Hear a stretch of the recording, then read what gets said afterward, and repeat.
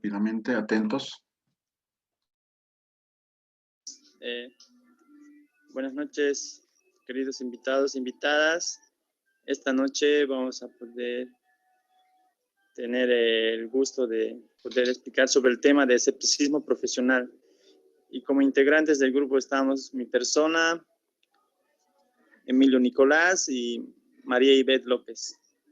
El escepticismo profesional, como concepto tendríamos,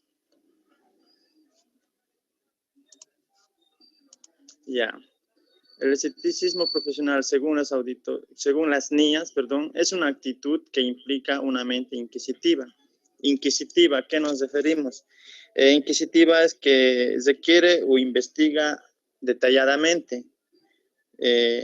Hace relativo, digamos, a la averiguación o indagación. Y como también dice que es una especial atención a las circunstancias que pueden ser indicativas de posibles incorrecciones debidas a errores o fraudes y una valoración crítica de la evidencia de auditoría. Poniéndole como ejemplo, digamos, si hablamos del caso de impuestos de Sacaba, el auditor, para poder llegar a encontrar el fraude, digamos, que se ha tomado en la alcaldía, ha tenido que pasar por varios, digamos, por ejemplo, el trabajador que ya no estaba trabajando en la alcaldía de Sacaba, seguía figurando su nombre. Así que el auditor forense, como ha llegado a usar bien el escepticismo profesional, tuvo que ir llegando a usar temas o puntos de anteriores años, digamos, por ejemplo, y así se dio cuenta o dio a luz este hecho de corrupción. Y como definición, tendríamos que el escepticismo profesional es una forma de actuar o enfrentar el cumplimiento de la actividad de auditoría y aseguramiento más allá de las aptitudes para ejercer la profesión. Como en principio dijimos, ¿no ve? Que el escepticismo profesional hace que el auditor sea inquisitivo. Y no olvidemos que el verbo inquirir está vinculado a examinar o averiguar o indagar cuidadosamente algo, digamos. Ya eso sería mi punto. Enseguida va a seguir mi compañera. Ya.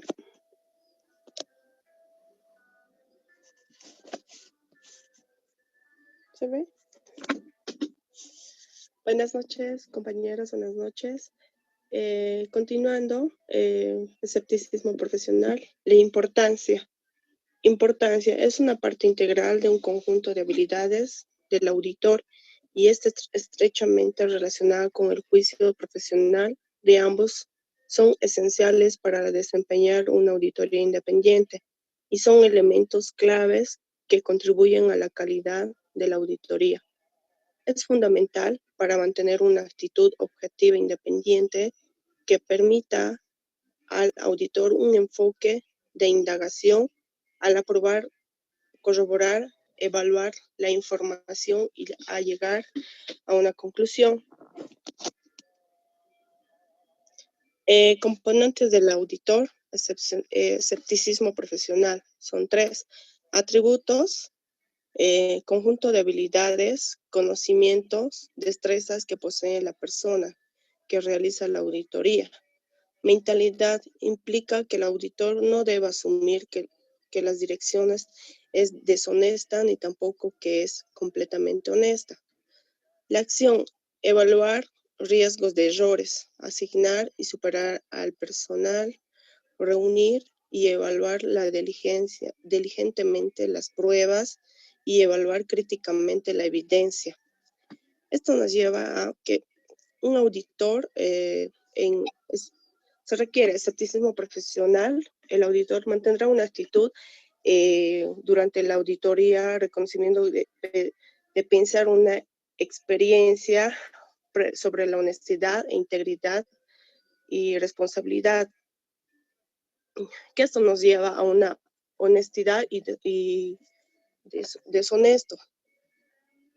La honestidad son valores de verdad y justicia que debe obtener un auditor, y otro que nos lleva a levantar falsos, alterar verdades, ganar algunos eventos con trampas, como anteriormente hemos visto algunos casos, como el caso de las mochilas, que nos lleva a que ha sido un fraude, sobreprecios, en esos casos. Es esto. Ya, voy a encender mi cámara.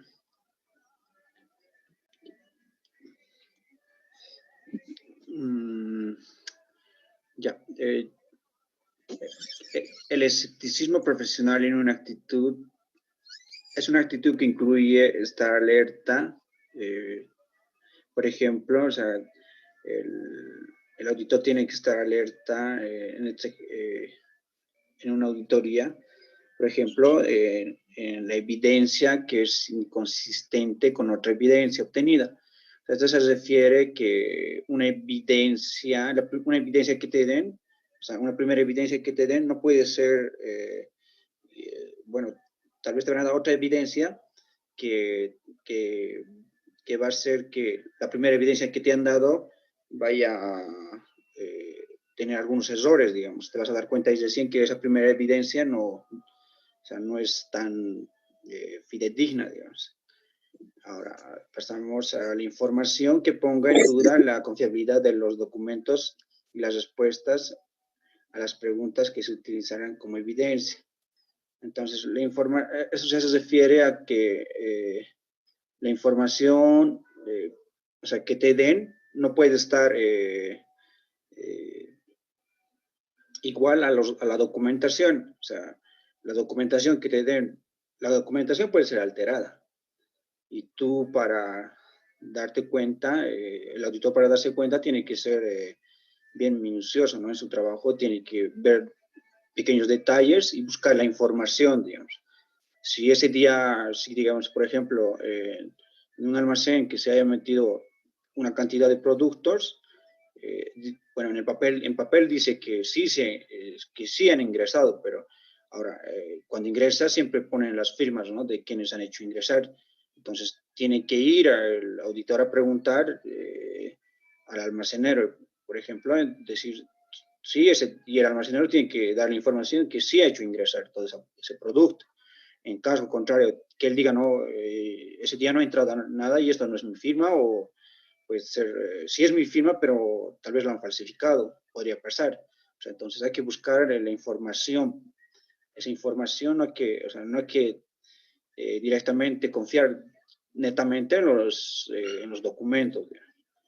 Bueno, pasando al otro punto, las circunstancias que sugieren la necesidad de procedimientos adicionales a los requeridos por las normas de aseguramiento relevantes. Esto se refiere más o menos a que hay cosas que la normativa no te va a decir que busques. O sea, por ejemplo, el caso del Banco Unión que ha pasado, que la normativa no, o sea, ellos han visto por las redes sociales y la normativa no te dice que busques en las redes sociales. Entonces, hay que buscar otros procedimientos, o sea, aparte de las normativas, para averiguar, o sea, qué ha pasado, digamos. No siempre, no es, o sea, no tienes que ir directamente o sea, tienes que ser, el auditor tiene que buscar buscar otros procedimientos, o sea, adicionales para averiguar qué ha pasado. Bueno, ahora, en otro punto, las condiciones que pueden indicar una probable declaración equivocada. O sea,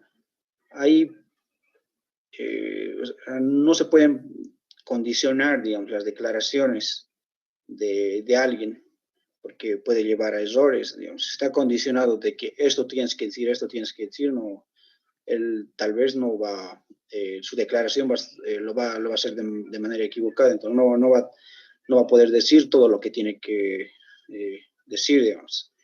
Entonces, no hay que condicionar lo que una persona tiene que declarar. Ahora, conclusión. Aquí nos dice que el auditor, para satisfacer su escepticismo, requiere de un conjunto de evidencias y pruebas convincentes antes de concluir que una afirmación y la gerencia es adecuada. Es decir, que lo relaciona con la duda de las acciones de la gerencia. Bueno, haciendo un resumen, que nos dice que el auditor debe investigar, no debe confiar, digamos, netamente en todo, o sea, en toda la auditoría, ni siquiera en la gerencia, porque la gerencia puede manipular los datos, puede manipular la documentación, o sea, puede decir a sus trabajadores que digan una cosa que no es verdad, digamos. Entonces, el auditor tiene que tener siempre la duda, no tiene que estar seguro de nada para poder hacer su trabajo, no tiene que ser, o sea, aparte de conocer la normativa, o sea, las normas, las reglas, o sea, aparte de conocer todo eso, el auditor tiene que tener o sea, ese instinto, ¿no? De poder averiguar qué ha pasado, no tiene que confiar en nadie, no tiene que estar, no se tiene que ser amigo de, bueno, pero hasta para averiguar, digamos, sí, o sea, tiene que fingir ser amigo de alguien, ¿no? Sí, para sacarle palabras. Entonces, tiene que tener eso, el auditor, o sea, no, tiene que tener esa intuición y también, o sea, no tiene que estar, de toda la documentación que le entreguen en una auditoría, antes de él opinar o dar o hacer un informe, tiene que estar bien seguro, tiene que averiguar bien las cosas, y no tiene que confiar ni siquiera, o sea, no tiene que confiar en sí, el auditor no tiene que confiar en nadie, ni siquiera en la documentación exploratoria que le están dando, porque como dijimos más antes, la documentación puede ser alterada. Entonces, él tiene que buscarse métodos para averiguar si sí en realidad es verdadera esa documentación, mediante entrevistas, mediante tal vez cuestionarios que se hacen, ¿no? Entonces, a eso se refiere más o menos el escepticismo profesional, de que no tiene que tener esa confianza, no tiene que ser crédulo en todas las palabras o la documentación que le sea, que le den. Entonces, más o menos a eso se refiere el escepticismo profesional. Bueno, si alguno de mis compañeros tiene algo más que decir, bueno, adelante. Por eso, chicos, chicas, que la actitud de escepticismo profesional debe estar en todo momento, durante toda la auditoría de información financiera.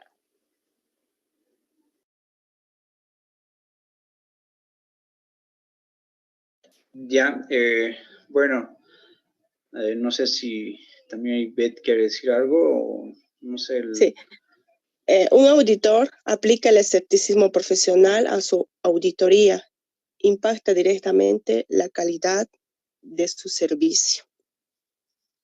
Eso pienso que nos quiere decir claramente. Ya, bueno, con esto estaríamos concluyendo, ¿no? Nuestra exposición. Espero que... Bien, gracias Grupo 8. Una palabra clave en lo que es auditoría, y no solamente auditoría forense, sino en todas las auditorías, ¿no? El escepticismo.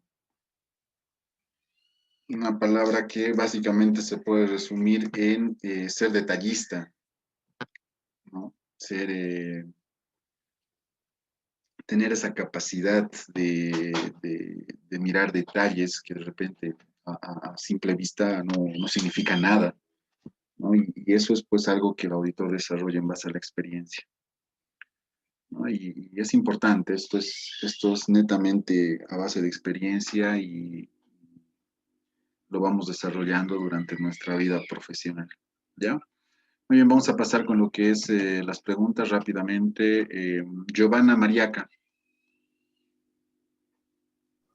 Bueno, Chile, Giovanna, adelante con tu pregunta, por favor. sería uno, ¿cómo se puede hacer una valoración crítica de la evidencia de auditoría? ¿Cómo se puede hacer una valoración técnica de la evidencia de auditoría? ¿Cómo se puede hacer una valoración crítica de la evidencia de auditoría? Valoración crítica de la evidencia de auditoría. Adelante, grupo 8.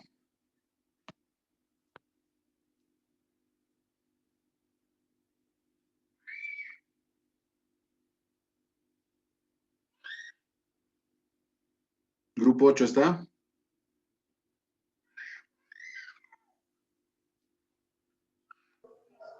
Participantes del grupo 8. Fer, adelante. Buenas noches, Ericen. Hola, Nicolás, buenas noches. Por favor, ¿me puedes repetir la pregunta? No he entendido bien, o sea, ¿a qué se refiere su pregunta más o menos?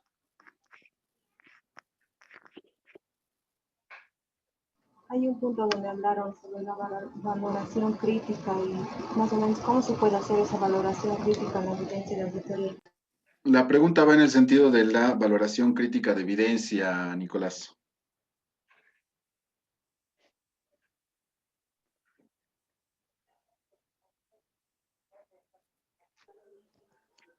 Lisa, Adelante. valoración crítica de la evidencia de auditoría, como al decir de una evidencia de si es confiable o no confiable de la evidencia que nos está emitiendo tal persona o institución. A eso tal vez quiere decir con valoración crítica de la evidencia de auditoría. Sí. De hecho es Eso sería, importante, Lisa. ¿no?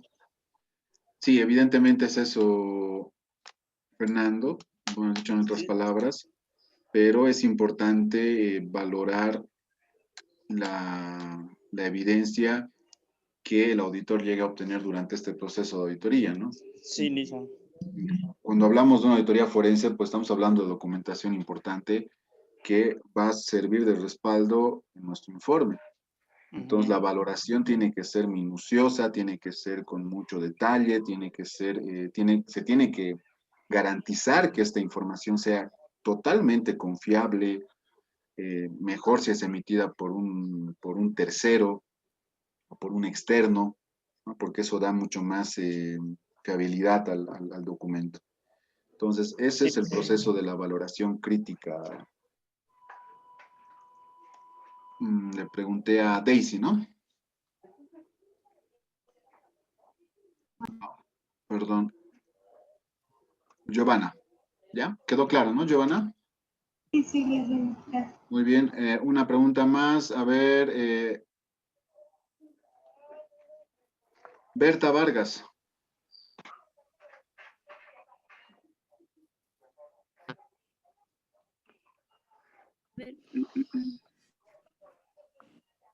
¿Qué campos tiene que investigar el auditor? ¿De qué manera? Al tema, por favor. Pero hablaron de investigación del auditor. Bueno, Por eso, ya, a ver, repetí tu pregunta, por favor. ¿qué campos tiene que investigar el auditor? ¿Qué campos tiene que investigar el auditor? Ajá. Todos los campos, ya sea en el área que está auditando, y si está auditando, digamos, una institución de un contador, digamos, ya tiene que ir ya, digamos, al arqueo de caja o a la caja chica y así sucesivamente, y ver cada documento de que si es fiable o no. ¿O qué dices, compañero Emilio?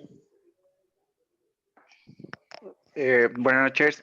Claro, el auditor, o sea, cuando audita tiene que concentrarse, digamos, en el campo que le corresponde. En la auditoría tenemos varios tipos de auditoría, que son la financiera, la forense, hay también auditorías ambientales, todas esas cosas. Entonces, en el campo que le corresponde.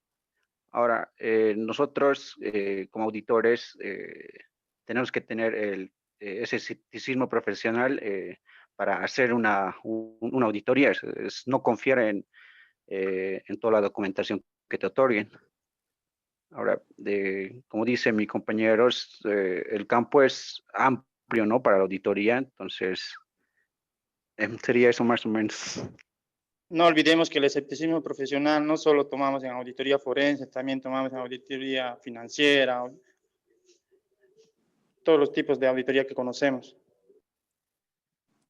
Muy bien, gracias, Grupo 8. ¿Dónde está su compañera Ivette?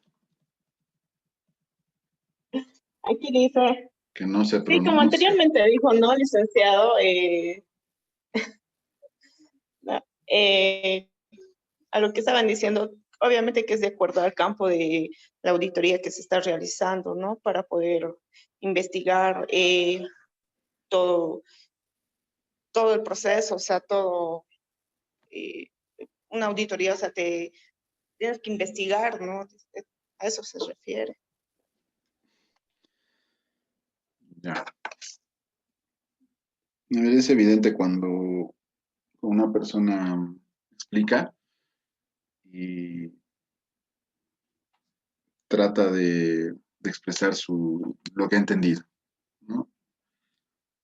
Entonces, por ese lado también es importante que hagan una lectura consciente de la norma. Si no, mucho sentido no tiene.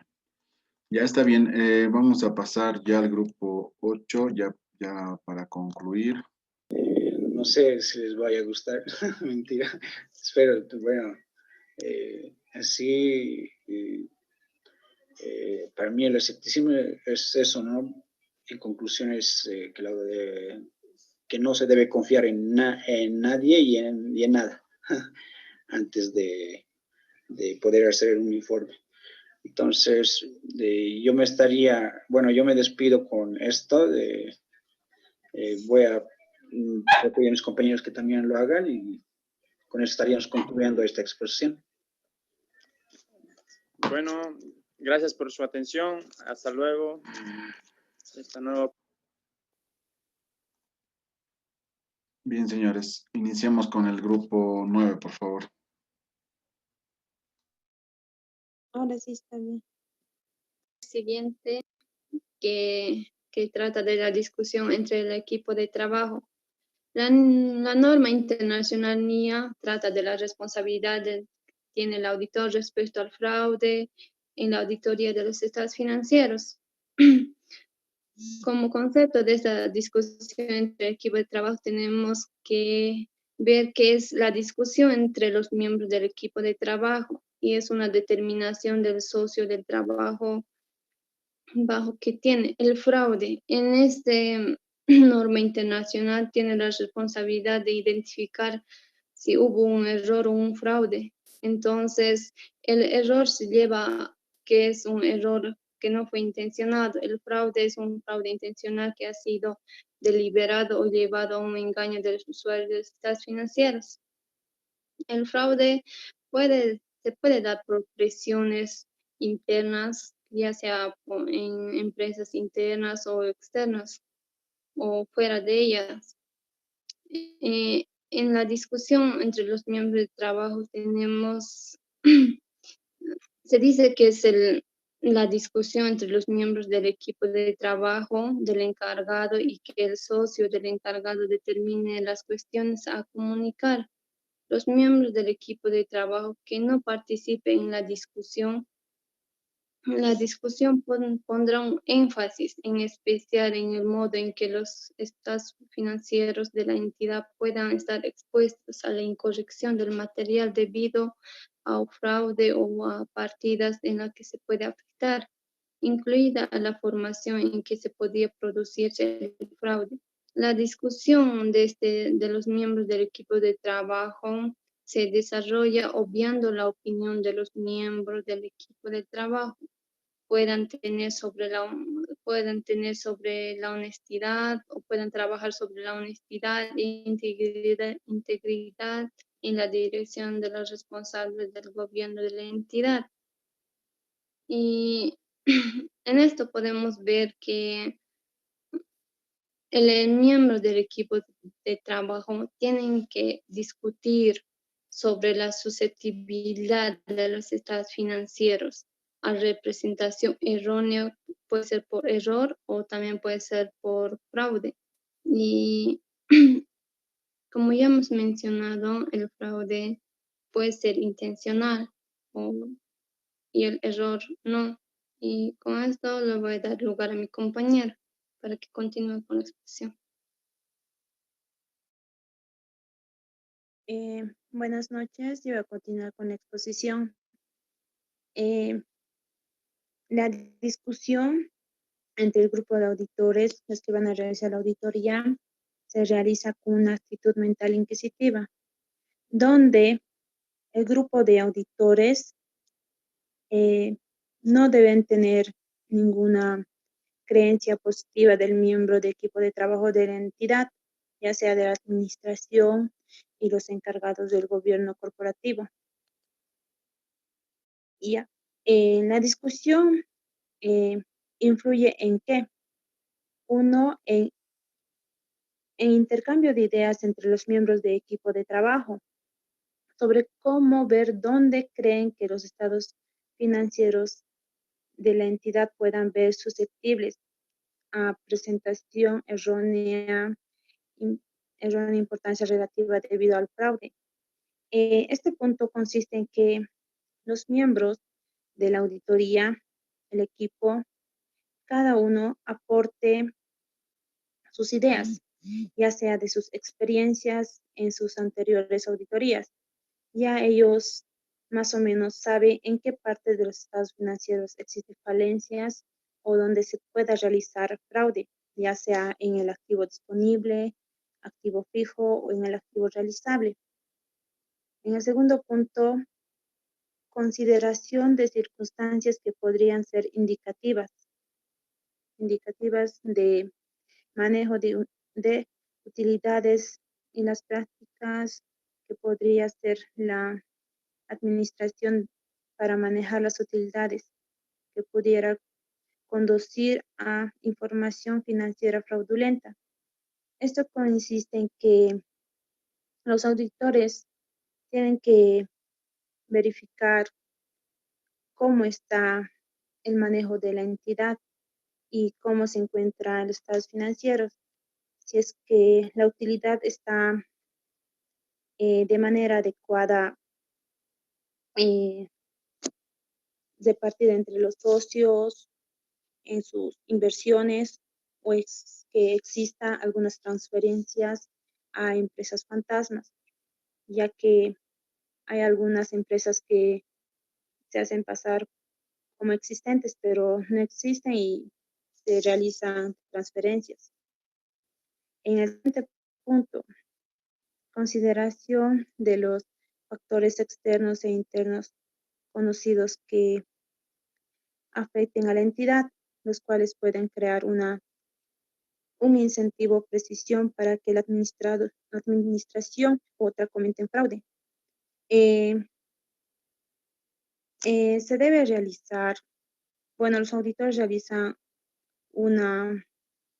tienen que ser buenos revisando los estados financieros para identificar el fraude, ya que puede existir en cualquiera de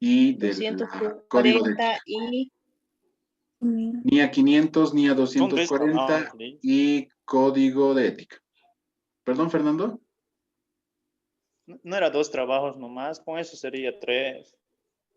Sí, por eso es que tienen que recuperar notas, si no, se van a aplazar. Esquema de 240 y código de ética, ¿no? Sí, yo les voy a pasar el código de ética. Se los voy a cargar hoy al módulo para que lo vayan trabajando. Esquemas les estoy pidiendo, no les estoy pidiendo que copien y peguen lo mismo, ¿no? Y a mano, obviamente. Todo a mano. Ya. ¿Ya? No sé, los esquemas no deberían sobrepasar las 2, máximo 3 páginas, ¿no? Tampoco son temas muy 2 largos. páginas. Ya, está bien. Eso, señores. Y bueno, la siguiente semana ya entramos a la parte técnica como tal. Vamos a ver los pasos para ejecutar una auditoría forense, que va a ser más un repaso y una relación con lo que es auditoría financiera, ¿no? Pero le vamos a dar más el enfoque forense, que obviamente una auditoría se desarrolla con las mismas 3 etapas que ya conocemos y que ya sabemos cómo se desarrolla. Entonces, le vamos a dar un enfoque netamente forense y vamos a ver algunos aspectos que van a hacer la diferencia a un procedimiento común de auditoría financiera. ¿Ya? Entonces, por favor, con esas recomendaciones, nos vemos el día lunes.